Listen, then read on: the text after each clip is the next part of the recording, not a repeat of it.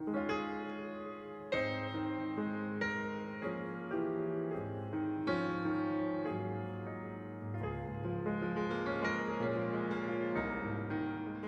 3장 5절부터 6절로 되어 있는데 오늘은 3절이랑 4절 말씀, 두 구절 말씀 이 시간 함께 보도록 하겠습니다.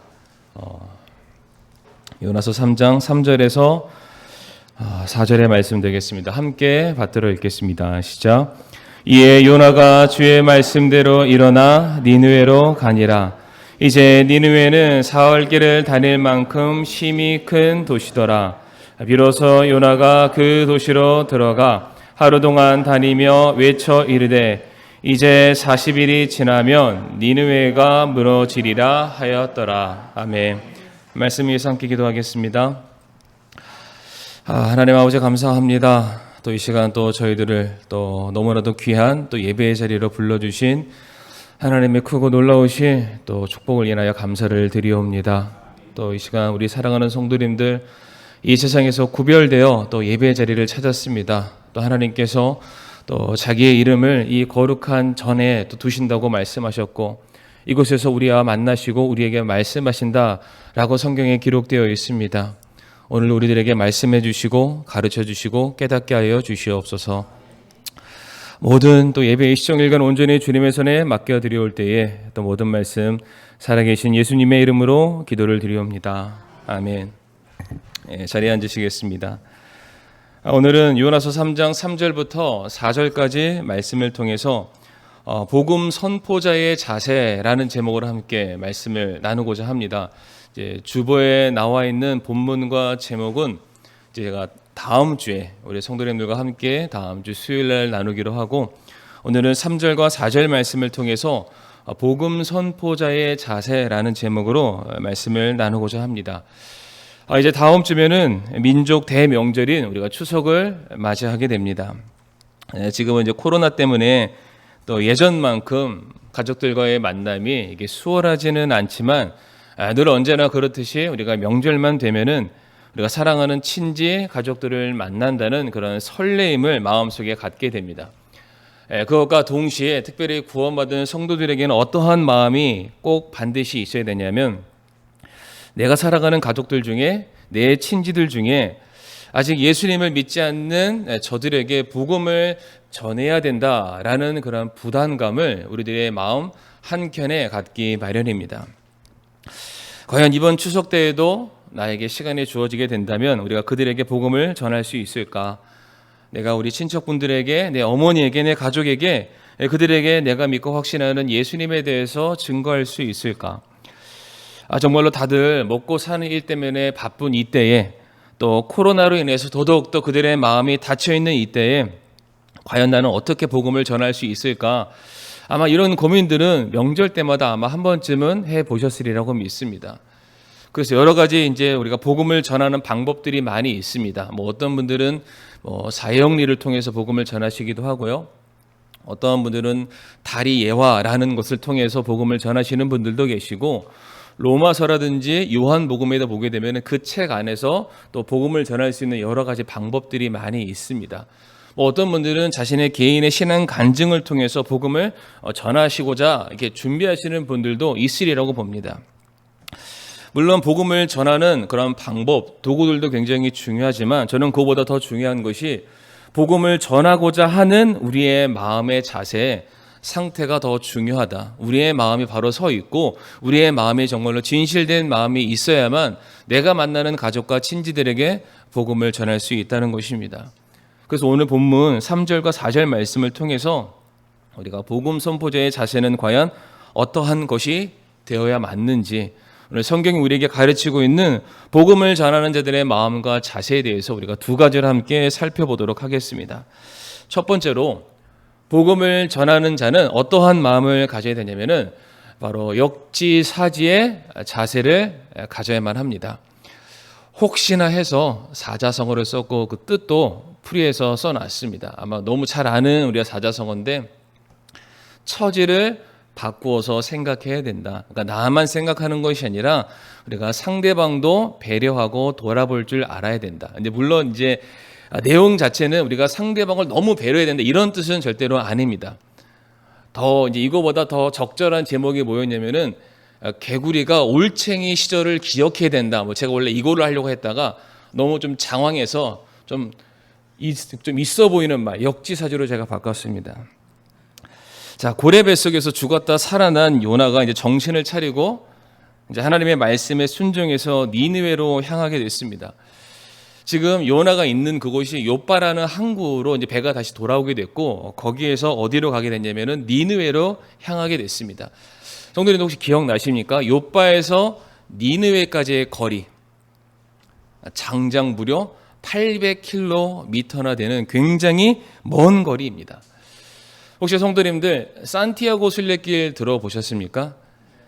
제가 언젠가 제 인생에 기회가 된다면, 물론 이제 우리 성도님들과 함께 목회를 하는 가운데서는 그런 기회는 이제 거의 없겠지만, 예전에 제가 조금 더 젊었을 때 제 인생에 산티아고 순례길 한번 좀 가봤으면 좋겠다라는 그런 생각을 가진 적이 있습니다. 근데 산티아고 순례길이 왜 유명하냐면 제주도 올레길이 이 길에서 착안을 해서 만들었다고 합니다. 근데 산티아고 순례길의 그 거리가 얼마만큼 되냐면은 약 770km, 거의 800km에 육박한 그런 거리라고 하는데, 왜 이 산티아고 순례길이 유명하냐, 왜 사람들이 이 길을 찾냐, 원래 그 유래가 있는데, 예수님께서 십자가 위에서 돌아가시고 난 그 이후 예수님의 12 제자들이 이제 저마다 제각기 사명을 안고 복음을 전하러 많은 곳으로 이제 퍼져 나가게 됩니다. 그런데 그 제자 중에 한 명인 야고보가 길을 걷다 어디에 도달하게 되냐면 스페인 북부에 있는 산티아고라는 곳에 그가 도착을 하게 됩니다. 물론 이건 어디까지나 이제 정설입니다. 이제 전해져 오는 이야기인데, 거기에서 야고보가 복음을 전하고 다시 예루살렘으로 돌아가게 됩니다. 그런데 그 예루살렘에서 야고보가 또 복음을 전하다가 순교를 당해 죽음을 맞이하게 됩니다.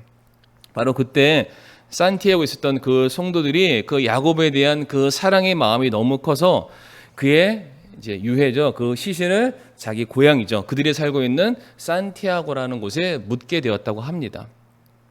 그래서 수많은 믿는 사람들이 그 야고보의 그 신앙의 정신, 순례의 그 순례자의 마음을 본받고자 그들도 항상 그 길을 동일하게 걸어가면서 야고보의 믿음을 그들이 이어받으려 했었다. 그래서 그 길을 사람들이 걷기 시작하다 보니까 그 산티아고 길이 굉장히 사람들에게 유명한 길, 지금도 사람들이 걷고 싶은 길이 되었다고 합니다.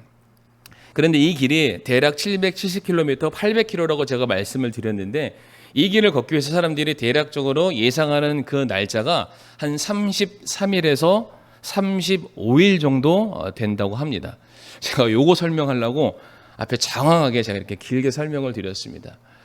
그러니까 지금 요나가 요빠라는 곳에서 니느웨까지 가는데 대략 며칠이 걸렸을까요? 비슷하게 걸렸겠죠. 많게는 한 40일 정도 걸리지 않았을까. 계속해서 말씀드리지만 요나가 그 고래 뱃속에서 나오고 난 그 이후 그의 몸은 정상이 아닙니다. 그러니까 어쩌면 더 많은 시간이 걸렸을지도 모르겠습니다. 그런데 이렇게 고생해서 찾아가서 도착하게 된 그 니느웨라는 도시는 성도님들 결코 작은 도시가 아닙니다. 오늘 본문 말씀 4절 말씀도 보게 되면은 니느웨라는 그 도시는 사흘길, 즉 3일을 걸어야만 모든 곳을 다 둘러볼 수 있을 정도로 굉장히 큰 곳이었다라고 되어 있습니다.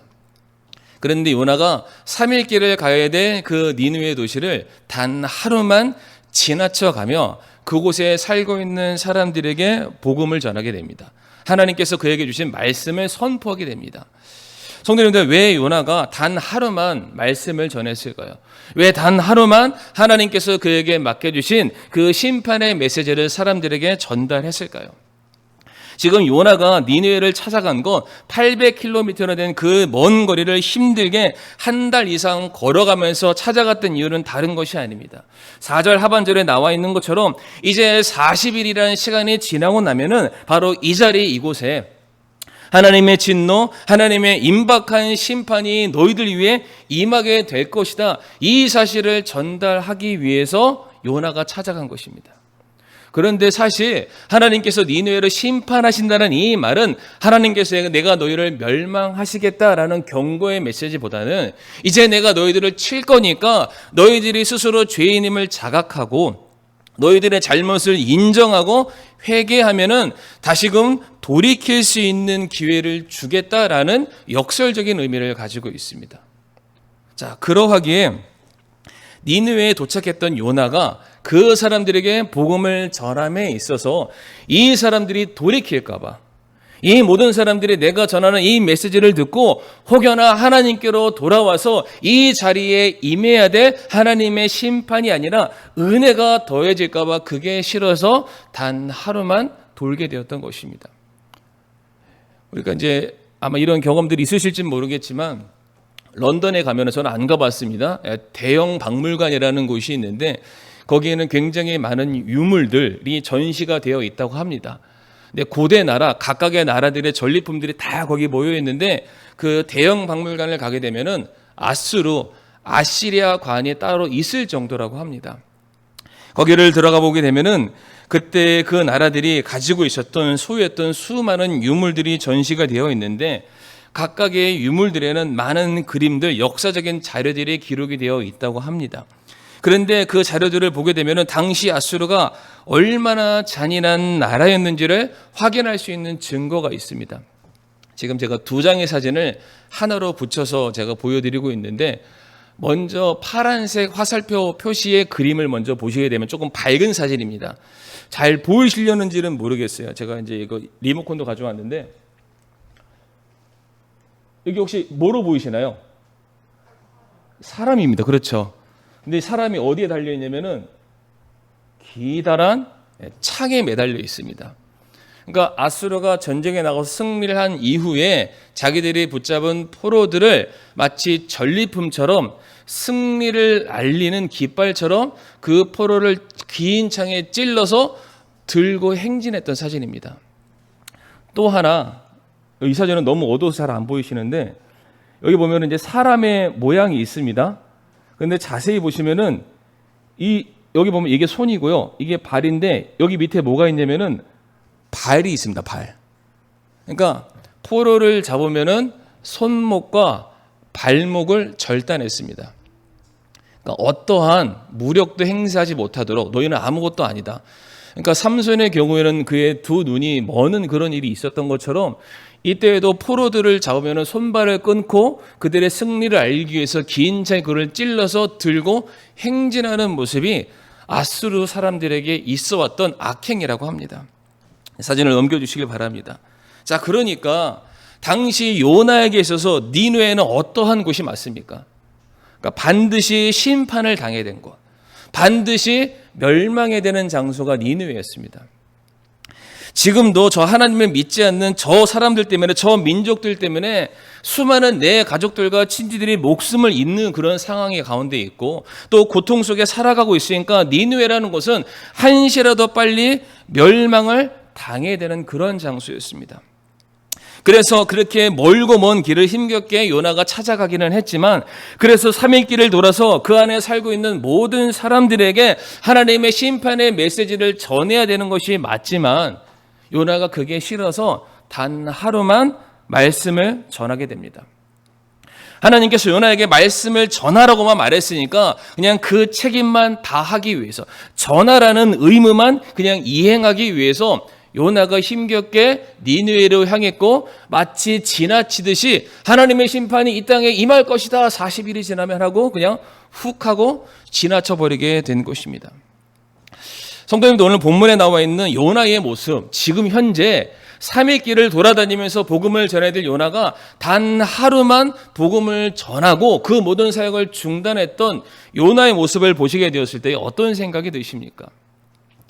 그럼에도 불구하고 복음을 전했으니까, 말씀을 선포했으니까 순종한 것이다. 억지라도 했으니까 그가 당연히 해야 될 일을 한 것이다. 혹시 이런 마음이 드십니까? 심지어 요나에게는 어떠한 마음이 있었냐면은 우리가 앞으로 살펴보게 될 요나서 4장 말씀 보게 되면 하나님께서 저 악랄한 니느웨에게 다시금 회복할 수 있는 기회를 허락하시고 그들에게 은혜를 내려주시는 것을 하나님, 저는 제 두 눈을 뜨고 볼 수가 없습니다. 차라리 좀 저를 죽여주세요라고 말할 정도였습니다. 그러니까 니느웨를 향한 요나의 마음은 어떠한 마음이냐면 저들은 반드시 멸망을 당해야 될 죄인들, 그냥 극악무도한 죄인이라는 이미 낙인을 찍어 놓은 그런 상태였음을 우리가 너무나도 잘 알 수가 있습니다. 자, 그런데 여기에서 요나가 한 가지 간과한 사실이 있습니다. 그 사실이 무엇이냐면은 요나도 그가 자기 눈으로 봤을 때 니느웨 사람들이 정말로 용서할 수 없는 죄인이었던 것처럼 요나 자신도 하나님 보시기에 여전히 그 역시 죄인이라는 사실을 그가 간과하고 있었습니다. 그 역시 지금까지 지났던 모든 과정들 속에서 하나님 앞에서 선하고 신실하고 충성된 그런 모습을 보였던 것이 아니라 하나님의 명령과 하나님의 말씀에 불순종했던 그런 죄인이라는 사실을 그가 잊고 있었다는 사실입니다. 물론 하나님 니느웨와 나를 비교했을 때 그래도 제가 니느웨보다는 낫지 않겠습니까? 라고 말할지는 모르겠습니다. 그러나 그는 어디까지나 사람과 사람 사이에 비교하는 그러한 판단과 기준일 뿐 하나님께서 보셨을 때에는 니느웨의 잘못이나 요나의 잘못이나 둘 다 똑같다는 것입니다. 그런데 혹시 성도님들 야고보서 3장 1절의 말씀을 기억하십니까? 야고보서 3장 1절 말씀 보게 되면 이러한 말씀이 있습니다. 내 형제들아 너희는 많이 선생이 되지 말라. 우리가 더 큰 정죄를 받을 줄을 너희가 아느니라 라는 말씀이 있습니다. 이 말의 뜻이 무엇이냐면 성경이 말하기를 많이 맡은 자에게는 내가 많은 것을 요구하겠다. 하나님의 말씀에 대해서 책임진 자에게는 그에 합당한 책임을 내가 묻겠다라고 말씀하고 계십니다. 그러니까 니느웨의 경우에는 오른쪽과 왼쪽을 분간할 수 없는 진리가 무엇인지를 알지 못하는 그냥 죄인들, 그냥 무식한 사람들이었습니다. 그거에 비해 요나는 하나님이 어떠한 분이신지 알고 있었고 하나님께서 내게 맡겨주신 분명한 사명이 무엇인지를 이미 아는 사람이었습니다. 모르는 사람이 모르고 죄를 지은 것과 아는 사람이 알매도 불구하고 죄를 지은 것, 어느 게 더 큽니까? 어느 게 더 큰 잘못입니까? 지금 요나의 잘못이 더 크다라고 볼 수가 있습니다. 다만 눈에 보여지는 거, 내 눈앞에 펼쳐지는 그런 광경들이 잔인하지 않을 뿐이지 그러한 죄값을 저울로 달게 되면은 하나님께서 보시기에는 요나의 죄가 더 크다는 것입니다. 그런데 그런 요나를 향해서 하나님께서 그에게 어떠한 은혜를 베풀어 주시게 됩니까? 도망치는 요나를 하나님이 붙잡아 주시게 됩니다. 그리고 그 요나가 물속에 들어가게 되었을 때 그래서 물고기 뱃속에 들어가 있는 그를 기독케 하시고 다시금 살려주시는 그러한 은혜, 다시금 그를 하나님의 종으로 두 번째 그를 부르시는 그러한 은혜요, 회복의 역사를 경험한 사람이 바로 요나였습니다. 그런데 이런 특혜를 받은 지금 요나가 어떠한 마음을 품고 있습니까? 나는 되지만, 나는 하나님께 은혜를 받을 만한 그런 자격과 조건이 되지만 하나님, 저 니느웨는 안 돼요. 나에게는 괜찮지만 저 니느웨에게는 어떠한 은혜도 어떠한 자비도 어떠한 불쌍히 여김도 하나님 단 한 톨이라도 가서는 안 돼요라고 지금 말하고 있습니다. 성도님들 그런 말 혹시 들어보셨나요? 내로남불이라고요? 지금 정확하게 그와 같은 상황 가운데 요나가 지금 서 있는 것입니다. 지금 우리가 요나서 3장 말씀을 보고 있는데 이 사건이 바로 있기 직전이죠. 요나서 2장 말씀 보게 되면 요나가 하나님께 무엇이라고 고백하는 장면이 있습니까? 제가 기품 가운데 드리는 기도 말씀 가운데 그 본문을 다루게 되었었는데 요나가 2장에서 고래 뱃속에서 무엇이라고 고백합니까? 하나님, 제가 지금 지옥에 있습니다. 제가 스올에 있습니다. 그럼에도 불구하고 하나님께서 나를 향해 긍휼과 자비를 베풀어 주실 것을 제가 믿습니다. 제가 지금 있는 곳이 비록 물고기 뱃속이지만은 저는 언젠가 하나님의 은혜로 말미암아 주의 전 앞에 서게 될 것을 저는 믿습니다. 주님께서 나를 이 썩음에서 건져내서 생명으로 인도하실 것을 나를 믿고 나는 하나님께서 죽음 가운데서 지옥 가운데서 천국으로 인도해 주실 것을 믿습니다. 그러하기에 하나님 제발 나를 건져만 주신다면은 이제 나는 나의 삶을 더 이상 내가 원하는 대로, 내가 계획한 대로, 내가 생각하는 대로 살지 않고 내 삶의 모든 것을 주님께 드리겠습니다. 오직 주를 위해서 사용되어지고 쓰여지는 그런 삶을 살기를 원합니다. 그러니 하나님 제발 저를 살려주시고 저에게 은혜를 좀 내려주세요. 이렇게 고백했던 사람이 바로 요나였습니다. 누구보다 자기의 잘못을 명확하게 알고 있는 사람이 요나였고, 지금 내가 살기 위해서 하나님의 은혜가 누구보다 필요하다는 사실을 알고 있는 사람이 요나였습니다. 그런데 자기에게 부어진 은혜와 긍휼을 지금 하나님께서 동일하게 니느웨 사람들에게 베풀어 주시려고 하니까 지금 요나가 말하기를 절대로 안 된다는 것입니다. 저들은 마땅히 심판받아야 되고, 저들은 멸망당해야 되고, 저들은 죽어서 지옥에서 영원토록 형벌을 받아야 될 그런 자들입니다. 지금 그렇게 말하고 있는 상황, 내로남불을 지금 실천하고 있는 그러한 모습을 보여주고 있습니다. 사랑하는 성도님들, 왜 하나님께서는 이와 같이 불순종한 요나를 굳이 니느웨까지 보내셨다라고 생각을 하십니까? 이렇게 자기만 알고 고집이 세고 스스로 의롭다고 여기는 요나를 하나님께서는 굳이 그 고래 뱃속에서 끄집어내셔서 왜 두 번째 기회를 주시사 왜 그를 니느웨로 보내셨다라고 생각을 하십니까? 요나가 잘해서요? 요나가 니느웨 사람보다 착해서요? 결코 그렇지 않습니다. 그는 누구보다 경건한 사람이라고 성경에 쓰여 있지도 않습니다. 왜 그럼에도 불구하고 왜 하나님께서는 요나를 니느웨로 보내셨을까? 하나님께서 요나를 니느웨로 보내신 이유는 딱 하나입니다. 바로 무엇이냐면은 지금 니느웨 사람들의 입장을 100% 동일하게 이해할 수 있는 사람이 요나밖에 없기 때문입니다. 지금 요나에게 임했던 그의 삶 속에 하나님의 말할 수 없는 그런 은혜, 그 은혜는 누구에게 내려졌느냐? 바로 죄인에게 내려진 은혜였습니다. 하나님의 말씀에 불순종하고 하나님의 진리에서 벗어나서 내 뜻대로 내가 원하는 것을 얻기 위해서 폭력을 행사하고 살인을 행사하고 전쟁을 불사하는 그런 막역한 그런 죄인의 모습이 니느웨 사람들에게만 있었던 것이 아니라 여전히 하나님 두려워하지 아니하고 제멋대로 살아갔던 요나의 모습에게도 동일하게 발견이 된다는 것입니다. 그런데 그런 요나가 하나님의 은혜를 덧입었습니다. 아니, 하나님께서 그런 요나에게 하나님의 은혜가 어떠한지를 보여주시고 계십니다. 왜 보여주셨을까요?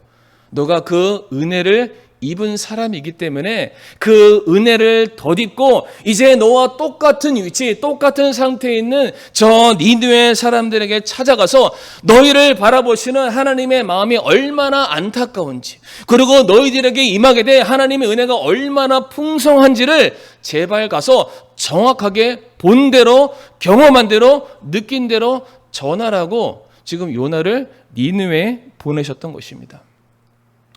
사랑하는 성도님들, 하나님께서 저와 성도님들을 우리가 속해 있는 가족들과 친지들과 사회 가운데 왜 우리를 복음 전파자로, 전도자로 왜 보내신다라고 생각을 하십니까? 우리가 남들보다 신학적인 논리가 잘 성립되어 있어서 그런 거 아닙니다. 우리가 남들보다 복음을 더욱더 탁월하게 전할 수 있기 때문에 전혀 그렇지 않습니다.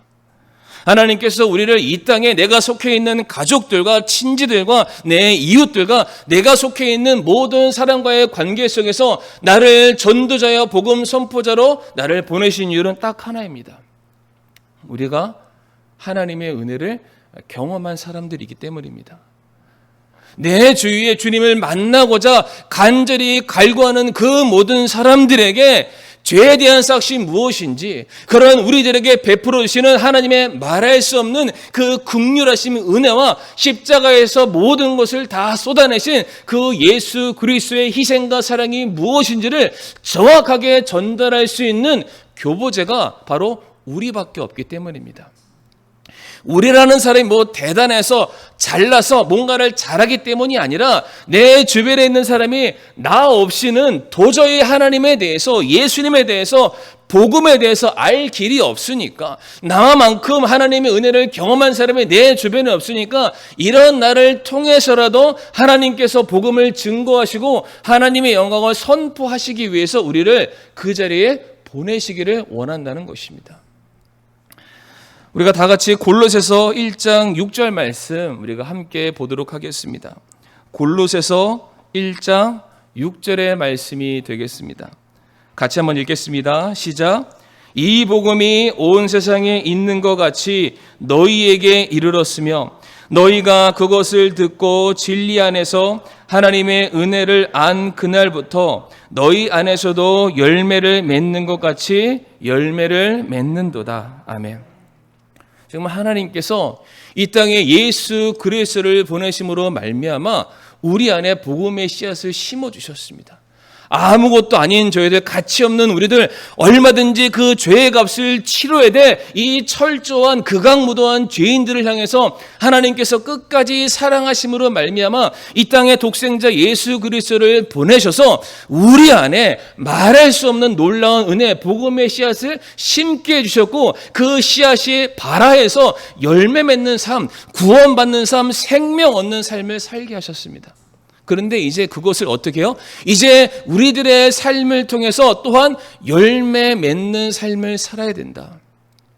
우리가 받은 그 은혜죠. 이제 복음의 빚진 자로서의 그 삶을 살아가야 될 책임이 우리에게 있다는 것입니다. 사랑받은 자로서 우리도 예전에 주님 만나지 않았다면은, 누군가 나에게 복음을 전해주지 않았다면은 전혀 알 수 없었던 이 놀라운 하나님의 사랑에 대해서 나 역시 받은 그러한 경험이 있고, 그것을 누리는 은혜를 지금 우리가 살아가고 있기 때문에 이제 그것을 너희가 전해야 될 차례가 온 거다. 역지사지죠. 지금 저기 죽어가고 하나님을 알지 못하고 자신들이 원하는 삶대로 살아가다가 자기가 멸망하는지 알지 못하고 지옥으로 가는지 알지 못하는 저들의 원래의 모습이 나였다는 것입니다. 그런 나에게 하나님의 은혜가 더해졌기에 지금 우리가 뭔가 대단한 것처럼 보이기는 하지만 그 은혜가 없으면은 저기 있는 사람이 나와 똑같은 위치였다. 똑같은 신세였다. 똑같은 운명이었다. 그러니까 너희가 은혜 받았음을 잊지 말고, 개구리가 올챙이 시절 기억 못한다는 그런 게 아니라 정말로 내가 받은 그 은혜를 그냥 전하기 위해서 우리가 하나님으로부터 보냄을 받은 복음의 전파자라는 사실을 우리 사랑하는 성도님들 꼭 기억해 주시기를 바랍니다. 성도님들이 없이는 복음이 안전해지는 곳이 있습니다. 성도님들이 아니고서는 다른 사람들이 복음을 알 길이 없다는 것입니다. 특별히 우리에게 맡겨주신 우리의 가족들, 내 친지들, 내 사랑하는 친구들, 내 주변의 사람들 중에 정말로 나로 말미암지 않고서는 그 누구도 하나님에 대해서, 십자가의 복음에 대해서, 예수 그리스도에 대해서 알 길이 없는, 좌우를 분간하지 못하는 저 불쌍한 영혼들이 있다는 것을 우리 성도님들 잊지 마시기를 바랍니다. 두 번째로 복음 선파자에게 필요한 자세는 무엇이냐면 오직 전하는 것에만 집중하면 됩니다. 다른 것이 아닙니다. 그냥 내게 맡겨준 것 전하는 것에만 우리가 전념하면 됩니다. 요나에게 있어서 그가 지금 찾아간 니느웨는 성도님들 굉장히 낯선 곳입니다. 더군다나 니느웨는 적국이었습니다. 자기의 나라를 지배 정복하던 그러한 나라였습니다. 온갖 우상이 판치는 나라였습니다. 그러한 곳에 찾아가서 하나님의 말씀을 전해야 되는데 그 말씀이 그들에게 듣기 좋고 유익한 말씀이 아니라 그들에게 전해야 될 요나의 말은 심판과 멸망의 메시지였습니다. 이거 쉽게 전할 수가 없는 그러한 상황입니다. 그리고 성도님들, 니느웨는 당대 가장 강력한 그런 국력을 자랑하던 아수라라는 나라의 한 가운데 있는 수도이기도 합니다. 오늘 성경 말씀도 보게 되면 그 니느웨라는 도시를 다 돌려면 3일 길이나 걸릴 정도로 엄청나게 웅장한 크기를 자랑하는 나라가 니느웨이기도 했습니다. 그런데 그런 곳에 찾아가서 지금 속국이죠. 포로된 나라의 한 노예 같은 사람이 나타나서 지금 요나가 그 니느웨 사람들의 그 말을 했는지 못했는지 그거는 모르겠습니다. 하지만 그들에게 찾아가서 마치 어눌한 말로 당신들이 누리고 있는 이 모든 찬란한 문명들이, 당신들의 강력한 그 모든 국력들이 40일이라는 시간이 지나고 나면은 물거품처럼 사라질 거예요. 지금 이 말을 듣는다면은 이해를 하겠습니까? 갑자기 저기 어떤 꼬마애가 나타나가지고 40일 지나면은 당신과 내가 싸워서 내가 당신을 완전히 묵사발 만들 거야. 이거 들으면 어른들은 콧방귀 끼고 말 겁니다. 지금 똑같은 상황 가운데 지금 요나가 서서 말씀을 전할 때에 듣는 사람도 납득이 안 되고 말하는 사람도 지금 이해가 안 되는 그러한 상황입니다. 더욱이 이 니느웨에 정복을 당하고 지배를 당하고 있는 속국의 한 사람이 찾아와서 이 말을 한다는 것은 정말로 이게 가능하지 않는 그러한 상황이기도 합니다. 그러니까 이 모든 상황들을 딱 펼쳐놓고 계산해 보면은 요나가 이런 마음이 들었을지도 모르겠습니다. 정말로 지금 내가 말하는 모든 것들이 상대방에게 잘 전달이 될까? 그들이 내 말을 믿을까? 그들이 내가 전하는 이 말에 반응을 할까? 말하는 사람 역시 의구심에 가득 차 있게 된다는 것입니다. 그런데 저는 지금 이 요나의 상황이 바로 오늘날 복음을 전해야 될 저와 성도님들의 현 주소와 똑같다라고 말씀을 드리고 싶습니다. 우리도 누군가에게 복음을 전해야 되는데 그 사람들은 복음에 대해서 일절 관심이 없는 그런 사람일 수도 있습니다.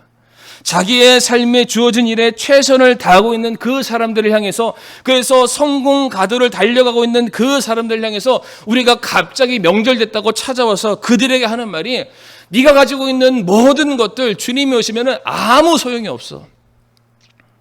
지금 너 이 세상에서 지금 잘 되고 성공하고 자식들도 좋고 뭐 부동산도 잘 올라가고 모든 것들이 승승장구하는 그런 삶을 살고 있지만, 네가 예수님을 마음에 영접하지 아니한다면은 너희 가정 위에, 너희 자녀 위에, 너희 사업 위에, 모든 것 위에 하나님의 심판이 내리고 말 거야. 그리고 너는 이 땅에서 네가 바라는 유토피아를 이루는 삶이 아니라 너는 저 불타오는 지옥에서 영원토록 고통받게 될 거야. 성도님들, 만약 우리가 친인척들을 찾아가서 이렇게 강력하게 얘기를 하지는 않겠지만 그들에게 이와 같은 심판의 메시지, 경고의 메시지를 전달한다면 그들이 어떻게 받아들일까요? 미쳤다고만 말 안 하면 다행입니다. 우리가 복음을 전했을 때에 그냥 절로 가, 이렇게만 우리가 해코지 안 당해도 다행인 판입니다. 지금 사람들이 너 완전히 종교에 미쳤구나, 이런 말만 안 들어도 다행인 그런 시대를 살고 있습니다. 오히려 우리가 그들을 향해서 너 죄인이야, 너 심판받아, 이렇게 얘기하죠. 그러면 세상 사람들이 우리들에게 뭐라고 말한 줄 압니까? 너네 교회나 잘해, 너 믿는 사람들이나 잘해, 신문지상에 나와 있고 내가 듣고 있는 그런 인터넷 뉴스를 통해서 내가 알고 있는 그런 교회들, 그 교회들부터 먼저 깨끗하고 정직할 필요가 있어. 어쩌면 우리가 그런 말들을 친인척분들에게 들을 수도 있다는 것입니다. 바로 그와 같은 상황 속에서 대체 내가 지금 복음을 전하는 게 맞나? 저 사람들에게 찾아가서 당신이 죄인입니다, 당신의 죄를 회개하지 아니하고 예수님을 마음의 구주로 영접하지 아니한다면 당신의 인생은 아무것도 아닌 게 될 거예요, 이렇게 말하는 게 과연 맞을까? 그들이 내 말을 들어줄까? 이런 마음 들지 않겠습니까? 지금 본문에 있는 요나가 딱 그러한 상황이었습니다. 하나님께서 보내셨으니까 그 먼 길을 힘겹게 발을 질질 끌면서 찾아가기는 했는데 그들에게 복음을 전하는 자신의 모습과 자신들의 현 상황들을 살펴봤을 때 아무도 내 말을 들어주지 않을 것 같은 그런 상황이었다는 것입니다. 그래서 어찌 보면은 내 말을 들을까라는 생각에 그냥 하루만 전했을지도 모르겠습니다. 과연 이거를 사람들에게 효력 있게 전달이 될까? 아마 안 될 거야. 스스로 의심하는 그 마음에 요나가 그렇게 전했을지도 모르겠습니다. 그런데 중요한 것은 요나가 니느웨로 찾아가게 되었을 때 그는 그 자리에서 비록 단 하루였을지는 모르겠지만은 그곳에 찾아가서 하나님께서 그에게 맡겨주신 심판의 메시지를 분명하게 전했다는 것입니다.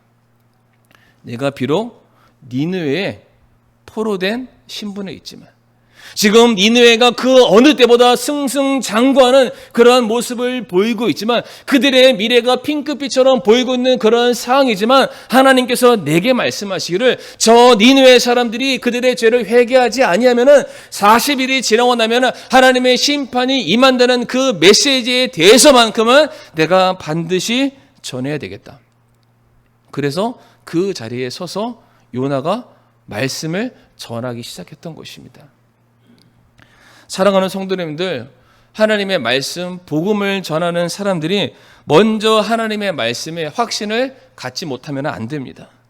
전하는 자들이 먼저 하나님의 말씀에 대한 능력, 변화시키는 권능, 다시 살리시는 생명이 있음을 먼저 확신하고 그 믿음 가지고 우리가 담대하게 복음을 전해야만 합니다. 내가 전했을 때 이 사람이 변할 것인가 안 변할 것인가, 그 사람들이 내 말을 듣고 동의할 것인가 동의하지 않을 것인가, 이런 게 중요한 것이 아니라 하나님께서 우리에게 말씀하시기를 우리는 가서 전하라라고 말씀하셨습니다. 그들의 인생을 내가 부여잡고 그냥 때려 죽여서라도 고쳐라 이렇게 말씀하지 않으셨고 그저 내가 너에게 맡긴 것을 전하라라고 말하고 계십니다. 사도 바울도 고린도전서 말씀 보게 되면 내가 받은 것을 너희에게 전하였노니라고 말하고 있습니다. 모든 성경에 대해서 통달했던 사도 바울 역시 사람들에게 찾아가서 그들의 삶의 문제를 도와주고 어떠한 삶의 문제의 스트레스 다 해결해주고 모든 것을 간섭하면서까지 그의 삶의 복음을 전하랬던 것이 아니라 그저 내가 받은 거, 내가 믿고 확신한 거, 그 사람들이 어떻게 받아들이는 것이 중요한 것이 아니라 내가 믿고 확신하는 것을 그들에게 전했다는 것입니다. 우리도 마찬가지입니다. 현재 우리 앞에 놓여져 있는 환경적인 장벽 앞에 하나님은 아무래도 저 사람이 예수님을 믿지 않을 것 같아요. 그러니까 스스로 생각하는 거죠. 하나님 지금 같은 상황 속에서는 제가 복음을 꺼내는 것이 좀 아닌 것 같아요. 여러 가지 많은 고민들과 갈등들이 얼마든지 생길 수가 있습니다. 그런데 분명한 것은 우리가 하나님의 말씀에 순종함으로 말미암아 복음을 전하지 않으면, 우리가 하나님의 말씀에 따라서 그 하나님의 놀라운 능력의 말씀을 전하지 않는다면 아무런 역사도 일어나지 않는다는 것입니다. 내 생각 속에서 하나님의 능력이 역사하는 것이 아니라 내가 순종하고 전하는 그 자리에서 하나님의 말씀은 효력 있게 일함을 믿으시길 바랍니다. 그러므로 사랑하는 성도님들, 다른 사람들이 내 말에 어떻게 반응하는지 크게 성도님들에게 신경 쓰지 마시길 바랍니다. 그냥 성도님은 사람들의 눈치를 보는 것이 아니라 하나님 눈치 보세요. 하나님께서 내게 맡겨주신 그 말씀에 대해서 전하는 것만 신경 쓰시면 됩니다. 그러면은 그 말씀이 살아있기 때문에, 그 말씀이 능력이 있기 때문에, 그 말씀이 좌우의 날선 검과 같이 예리하기 때문에 그들의 심령을 찔러 쪼개서 그들을 변화시키는 놀라운 능력을 하나님의 말씀이 역사하시게 됨을 믿으시기를 바랍니다. 자, 그래서 우리가 읽지는 않았습니다만 5절 말씀 보게 되면 어떠한 역사가 일어나게 됩니까? 요나가 니느웨에 찾아가서 복음을 전하게 되었을 때에 니느웨 백성이 하나님을 믿고 금식을 선포하며 그들 중에 가장 큰 자로부터 왕으로부터 시작해서 가장 작은 자까지 어린아이까지 모두가 다 굵은 베옷을 입고 죄 위에 앉아서 그들의 모든 잘못을 통해 자복하는 민족 대부흥의 역사, 대회개의 역사가 일어나게 되었다는 것입니다. 오른손과 왼손을 분간하지 못하는 그들, 옳고 그름이 무엇인지를 알지 못하는 그들이 요나가 전했던 그 짧은 메시지 단 한마디의 말씀을 들었을 때에 그들의 심령이 완전히 변화되었다는 사실. 성도님들, 참 신기한 것은 어떻게 이와 같은 일들이 가능하게 되었냐면, 역사 기록에 의하면은 요나가 니느웨로 찾아가서 복음을 전하기 전에, 말씀을 전하기 전에 이미 어떠한 일이 있었냐면은 BC 765년에서 759년 사이에 이미 니느웨 전역에 현재 우리가 지금 맞이하고 있는 코로나와 같은 전염병이 이미 돌았다고 합니다. 요나가 오기 전에. 그러니까 수많은 사람들이 알지 못하는 이유로 계속해서 죽어나가는 것입니다. 뿐만 아니라 그 사이에 어떤 일이 있었느냐, 바로 아수르 지역이라는 그 특정 조그마한 지역에 일식 현상이 일어나서 그냥 순식간에 어두움이 찾아오는 일들이 있었다고 합니다. 역사 기록에 남아 있습니다. 그러니까 니느웨에 있는 모든 사람들이 지금 자신들의 주변에 일어나고 있는 그 특별한 현상들을 바라보면서 뭐라고 생각했냐면, 이거는 신의 심판이다, 신의 노여움이다, 우리가 무엇인가를 잘못한 게 있는데 그것이 무엇일까라고 모든 사람들이 두려움 가운데 빠져있는 상황이었다고 합니다. 근데 바로 그때 누가 나타났습니까? 짠 하고 요나가 나타났습니다. 그리고 요나가 나타나서 그들에게 말하기를, 너희들이 너희들의 죄를 회개하지 않으면 하나님의 심판이 40일이 지나고 나면은 너희들 가운데 임하여서 너희들이 가지고 있는 이 모든 찬란한 문명들은 단 하루 만에 먼지처럼 사라지게 될 거예요. 성도님들, 이것이 무엇을 말해주냐면, 이미 하나님께서 니느웨 사람들을 어떻게 만드셨냐면은 낮만 갖다 대면은 그냥 툭 하고 끊어지는 그러한 영적인 민감한 상태로 만들어 놓으셨다는 것입니다. 마찬가지입니다. 우리도 우리 주변에 있는 사람들을 딱 바라봤을 때 굉장히 내 말에 관심 없는 사람처럼 보일 수 있습니다. 내가 말하면 공격적으로 나한테 반응하는 것처럼 우리가 여겨질 수도 있습니다. 내가 복음을 전하는 것이 맞는가? 모든 사람들이 내가 기대하는 것과 내가 바라는 것과 전혀 다른 모습으로 내 눈에 보여줄 수 있다는 것입니다. 그런데 그들의 마음엔, 그들의 내면은 어떠한 상태입니까? 그들은 자신들의 인생의 끝날에 대해서 두려움 가운데 있는 사람들입니다. 내 죄의 문제를 어떻게 해결할까 알지 못해서 그냥 하루 먹고 사는 그 일에만 그냥 심취해서 내일에 대한 소망 없이 그렇게 살아가는 그러한 사람들이라는 것입니다. 그들의 살아가는 인생 속에서 내가 어떻게 해야 내 인생의 참된 소망을 내가 만날 수 있을까? 발견할 수 있을까? 어떻게 해야 내가 진짜로 회복의 은혜를 얻을 수 있을까? 이와 같은 소망을 가지고 살아가고 있다는 것입니다. 바로 그때 하나님께서 누구를 보내셨나요? 요나를 보내셨습니다. 하나님의 말씀에 순종해서 그 말씀 그대로 전달하는 요나를 보냈을 때에 그 영혼들이 그 말씀 앞에 그냥 꼬꾸라졌다는 것입니다.